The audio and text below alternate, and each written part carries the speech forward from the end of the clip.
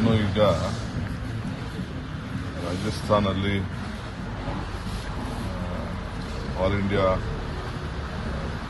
ನೀರಾವರಿ ministers conference ನಡೀತಾ ಇದೆ.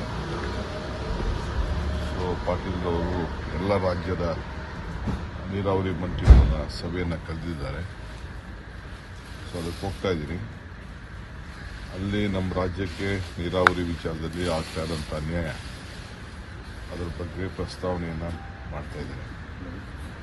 ಯಾಕೆಂದರೆ ಭಾಳ ದಿನದಿಂದ ಏನೇನು ಬಿದ್ದಿದೆ ಮತ್ತು ಅವರು ಜವಾಬ್ದಾರಿ ತೆಗೆದುಕೊಳ್ಬೇಕು.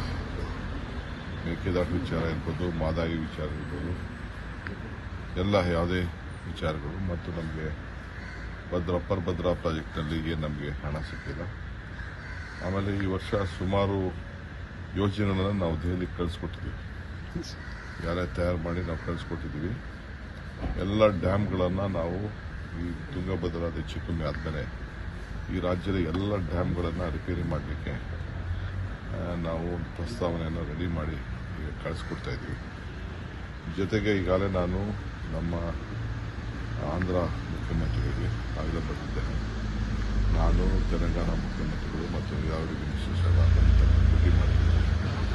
ನವಲೆ ವಿಚಾರದಲ್ಲಿ ಏನಾಗಬಹುದು, 25 ಲಾಸ್ ಆಗ್ತಾ ಇದೆ, ಅದರ ಬಗ್ಗೆ ಒಂದು ಪ್ರತ್ಯೇಕವಾದ ಸಭೆ ಮಾಡಬೇಕು ಅಂತ ಹೇಳಿದ್ದೇನೆ. ಆಲ್ಟರ್ನೇಟಿವ್ ಕೂಡ ಕೆಲವು ನಮ್ಮ ಆಫೀಸರ್ಸು ಸಜೆಸ್ಟ್ ಮಾಡಿದ್ದಾರೆ. ನವಲೆ ಅಣೆಕಟ್ಟು ಇದು ಬ್ಯಾಲೆನ್ಸಿಂಗು ಇದಾದ ವಿಚಾರದಲ್ಲಿ.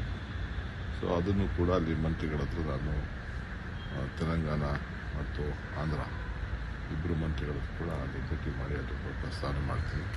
ಅದಾದಮೇಲೆ ಏನಾಯಿತು ಅಂತ ನಾನು ತಿಳಿಸ್ತೀನಿ. ಸರ್, ಅನ್ನಭಾಗ್ಯ ಮತ್ತು ಗೃಹಲಕ್ಷ್ಮಿ ಹಣ ಬಂದೇ ಇಲ್ಲ, ಖಜಾನೆ ಖಾಲಿಯಾಗಿದೆ ಪೂರ್ತಿ. ಇವೆಲ್ಲ ಸುಳ್ಳು. ಯಾವುದೇ ಆಗಲಿ ಕಲೆಕ್ಷನ್ ಆಗಬೇಕಾದ್ರೆ ಒಂದೇ ದಿನ ಕಲೆಕ್ಷನ್ ಆಗಲ್ಲ. ಇಯರ್ ಎಂಡು ಎಲ್ಲ ಕಲೆಕ್ಷನ್ಸ್ ಎಲ್ಲ ಬರ್ತದೆ. ಸರ್ಕಾರಕ್ಕೆ ಹಣ ಬಂದಾಗ ಸರ್ಕಾರ ಹಣ ಬಿಡುಗಡೆ ಮಾಡ್ತದೆ. ಸರ್ಕಾರಕ್ಕೆ ಏನು ಸಮಸ್ಯೆ ಏನಿಲ್ಲ, ಹಣಕ್ಕೂ ಏನು ಸಮಸ್ಯೆ ಇಲ್ಲ.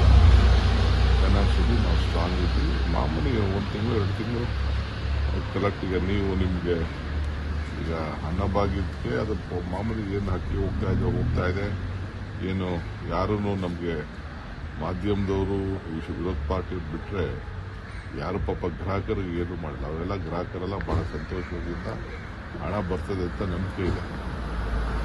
ಆಯಿತಾ, ಎಲ್ಲರೂ ಕೂಡ ಕೊಟ್ಟಿದ್ದೀವಿ. ಯಾವಾಗ ಆಗ್ಬೋದು ಸರ್? 2-3 ತಿಂಗಳು ರಿಲೀಸ್ ಆಗಬೇಕು. ಈ ತಿಂಗಳು ರಿಲೀಸ್ ಆಗ್ತದೆ. Sir, thank you.